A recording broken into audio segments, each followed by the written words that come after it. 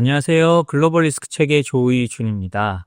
오늘은 트럼프 대통령을 농락하는 푸틴에 대해서 한번 알아보도록 하겠습니다. 물론 이런 상황은 언제든 뒤바뀔 수 있습니다. 그렇지만 현 상황에서 보면 푸틴이 트럼프 대통령을 들었다 놨다 하고 있고요. 트럼프 대통령이 늘 말하죠. 젤렌스키에게 트럼프 대통령이 말한 게 뭐였습니까? 과거에 백악관에서 그 면박을 주고 쫓아낼 때 너는 카드가 없어 라고 했잖아요. 그런데 지금 보면요. 트럼프 대통령은 푸틴을 몰아칠 카드가 없습니다. 왜냐? 푸틴을 몰아치려면 트럼프 대통령이 푸틴보다 우위에서 사실 미국이 어마어마한 제재 압박을 러시아에 가하면서 해야 되는데 문제는 트럼프 대통령 들어온 다음에 러시아에 제재를 한 게 없습니다. 물론 간접적으로 제재를 하고 한 적은 있지만 직접적 제재를 한 적이 없어요. 바이든 때만 해도 한 달에 무려 170건이나 되는 어마어마한 제재를 러시아에 했는데 트럼프 대통령이 이를 취임하고 한 적이 없습니다. 푸틴 입장에서는 마음대로 할 수 있는 거죠. 지금 전황도 푸틴에게 유리합니다.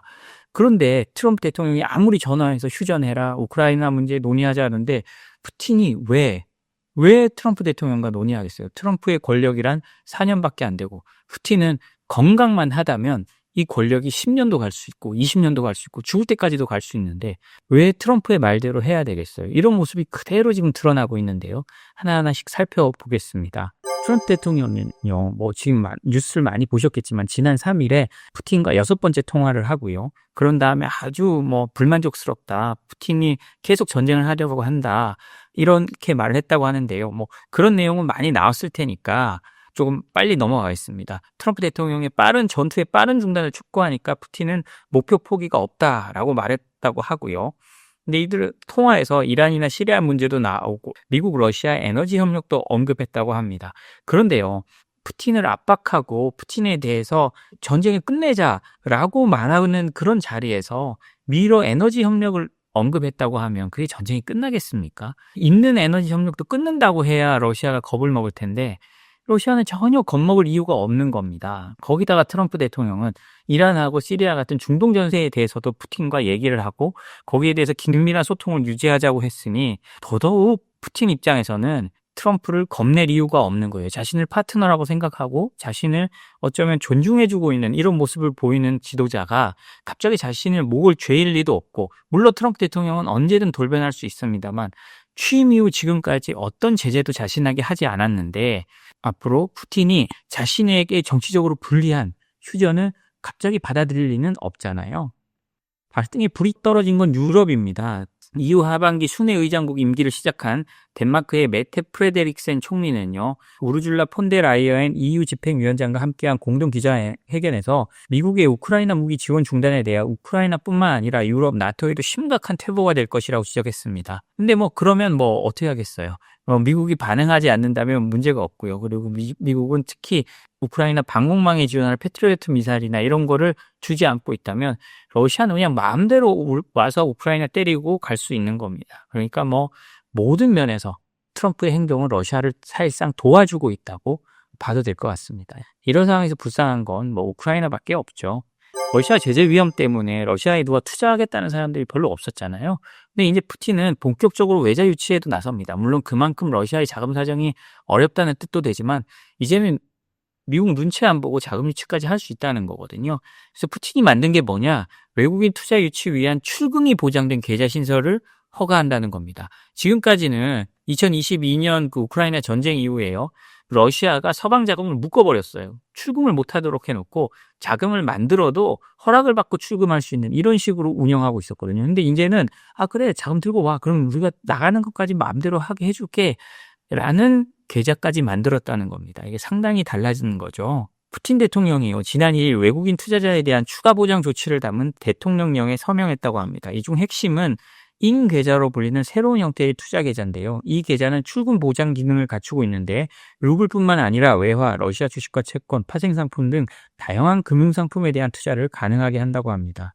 지금까지는요. 러시아가 우크라이나 침공 이후에 국제사회의 제재에 대응하기 위해서 그리고 보복 차원에서 외국인 투자자의 자산을 C형 계좌라고 해서 거기에 묶어두고 수십 개 외국계 기업의 자산을 몰수한 그러고 있었거든요. 그걸 당연히 이제 외국인 투자자들은 안 들어올 수밖에 없잖아요. 쟤들 우리 자산 몰수할 수 있는데 왜 들어가? 라고 했는데 이제 완전히 출금이 자유로운 계좌를 만들어주면서 들어와라. 이제 미국 겁내지 마라. 미국 이제 우리 편이다. 라고 푸틴이 사실상 말하고 있는 거죠. 러시아 재무부는요, 자본 유입을 촉진하기 위해서 작년부터 IN 계좌, 그러니까 인 계좌와 같은 자본 통제 완화를 검토해 왔는데요. 이와 관련해 러시아 재무부 측은 지난 12월 해당 상품이 우호국뿐만 아니라 모든 국가에 적용되어야 한다고 밝힌 바 있습니다. 이 모든 국가라는 건 미국이나 뭐 유럽 같은 비우호국의 자본에도 똑같이 적용하겠다고 말을 한 건데요. 물론 이렇게 한다고 뭐 서방이나 우리나라 투자자들이 러시아에 바로 들어갈 가능성은 낮은 것 같습니다. 하지만요, 제가 이 방송에 몇 번 말씀을 드린 적은 있습니다만 지금 오히려 러시아와 거래하는 회사들은 굉장히 신규 경쟁자들이나 신규 투자자가 들어가지 않는 상황에서 기존 고인물들이 러시아와 거래하면서 굉장히 수익을 많이 내고 있는 거거든요. 또 러시아가 사실상 자금 세탁이죠. 어떻게든 돈을 수출업자한테 돈을 보내주거든요. 그러니까 수출업자들 입장에서는 미국이 크게 움직이지 않고 있는 상황에서 뭐 계좌가 안 잠긴다고 생각하면 그냥 하는 겁니다. 미국이 지금 사실상 집행을 제대로 하지 않고 있으니까 그냥 겁 없이 계속 할 수 있는 거죠. 뭐 이러다 갑자기 밖에서 막 계좌가 동결되고 제재당할 수도 있습니다만 현 시점에서는 하여튼 그런 상황인 겁니다. 그러니까 러시아가 아예 문을 열고 그래 들어와라. 우리는 니들 투자도 잘하게 해줄게 라고 아주 간 크게 나올 수 있는 거죠. 물론 이게 언제까지 이렇게 갈지는 모르겠습니다만 제가 뭐 늘 어디 강연 가서도 말하는데 러시아와 거래하는 건 좋습니다. 거래하지만 방망이를 짧게 잡고 길게 하지 말라고 말씀드리는데요. 단건 해야지 언제 이게 또 정책이 바뀌고 해서 러시아에 대한 대규모 압박이 들어갈 수 있을지 모르기 때문에 그렇습니다. 그러니까 걱정이 되는 거는 이제 유럽이잖아요. 러시아가 갈수록 대담해져 가고 있습니다. 그러면 어떻게 되느냐? 러시아의 가장 큰 수입원이 뭡니까? 몰래 석유를 수출하고 그 대금을 받아오는 거잖아요. 이게 너무나 공공해진 겁니다. 그러니까 영국 국가범죄수사청이 러시아산 원유 제재 회피에 대해서 긴급 병보를 발령했는데요. 이게 완전히 만연했다는 겁니다. 그전까지는 눈치를 보다가도 수입을 하고 했는데 미국이 제대로 제재 안 하고 유럽이 아무리 제재한다고 해도 미국의 금융 네트워크가 제대로 움직이지 않고 이를 제재를 해주지 않으면 이 러시아는 계속 조금씩 피해가면서 계속 거래를 할 수 있는 거거든요. 근데 이제 그게 너무 눈에 보이게 커졌다는 겁니다. 이제 유령 함대가 갈 때 다른 나라들이 그걸 막아서지 못하도록 요즘에는 러시아에서 군함을 보내서 군함이 같이 따라가기도 한다고 하니까요. 이제 그런 상황이 만연하니까 영국에서 레드 알람이란 걸 발령했다고 합니다. 이 레드 알람이란 건요, 영국의 국가범죄수사청이 발령하는 경보 알람 중에도 가장 긴급성을 요하는 알람을 말합니다. 그러니까 이걸 빨리 끊어야 되고 여기서 거래를 하는데 절대 엮이지 말라고 영국 기업들 그리고 전 세계에 경고를 하는 거죠. 영국 국가범죄수사청은요, 2024년 한 해 동안 로스네프트를 비롯한 러시아 국영 에너지 기업들의 석유 대부분이요, 특정 네트워크를 통해 수출됐다고 분석했습니다. 해당 네트워크는 영국의 제재 대상인 아제르바이잔 국적의 에티바르 AU 그리고 타이르가라예프가 중심이 돼 운영하고 있고요. 로스네프트의 CEO인 이고르 세친과 개인적 연계를 통해 석유 접근권을 확보한 것으로 추정됩니다. 이들 그룹은요, 블루그룹과 레드그룹 두 개로 나누어 있는데요. 블루그룹은 서방의 금융기관, 보험사, 원자재 거래소와 연결된 제재 우회형 페이퍼 컴퍼니고요. 그러니까 이 사람들은 페이퍼 컴퍼니로 제재 우회만을 도와주고, 레드그룹은요, 러시아의 석유를 운반하고 취급하는 페이퍼 컴퍼니들로 구성되어 있다고 합니다. 그러니까 레드그룹이 석유를 실어 나르고 블루그룹이 이제 그 돈을 세탁해주는 그런 식으로 움직이는 거죠.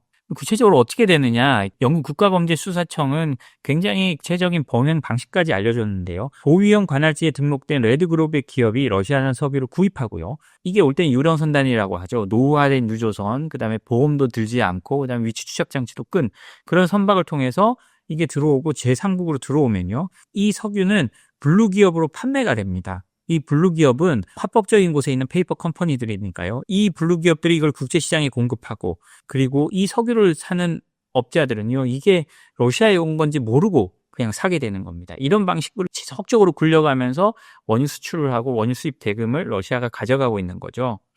그래서 영국에서는요, 그 원유 거래를 할 때 이런 걸 굉장히 주의하라고 이번에 말했습니다. 거래 이력이 거의 없는 기업이 대량의 원유를 갑자기 거래하거나 소유자나 이사, 그러니까 임원이죠, 수익자가 불분명하거나 관련 정보가 없을 때, 웹사이트나 연락처가 없을 때, 그다음에 고위험 관할지에 등록된 기업 간 자금 및 석유 다단계 이동이 있을 때, 이 고위험 관할지라는 어떤 자금 세탁이 많이 일어나는 지역, 예를 들자면 중동에 뭐 UAE가 있을 수도 있고 뭐 터키가 있을 수도 있고 자신들이 보기에 좀 위험한 지역에서 일어나는 곳들이 있을 때 조심하라는 그런 얘기가 되겠습니다. 이렇게 러시아가 자신감을 가질 수 있는 이유는 미국이죠. 트럼프 대통령이 제재를 하지 않고 트럼프 대통령이 오히려 우크라이나의 책임을 묻는 듯한 모습을 보여주고 우크라이나에 어떤 무기도 공급하지 않고 이렇게 함으로써 러시아의 어떤 레버리지를 극대화시켜줬기 때문에 러시아가 이렇게 대담하게 나올 수 있는 겁니다. 물론 금방 말씀드렸듯이 이런 것들은 하루아침에 바뀔 수도 있습니다. 왜냐하면 미 상원에서도 그 러시아를 압박하기 위해서 러시아와 거래하는 국가들에는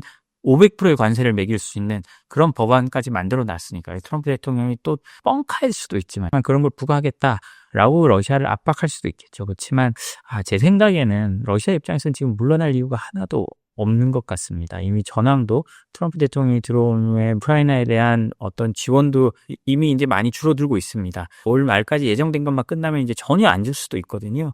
영국에서 이 긴급 경보를 발령할 정도로 러시아의 원유 수출이나 자금 세탁은 그냥 만연해 있는 상황이라서 러시아의 국고는 차곡차곡 채워져 갈 수도 있거든요.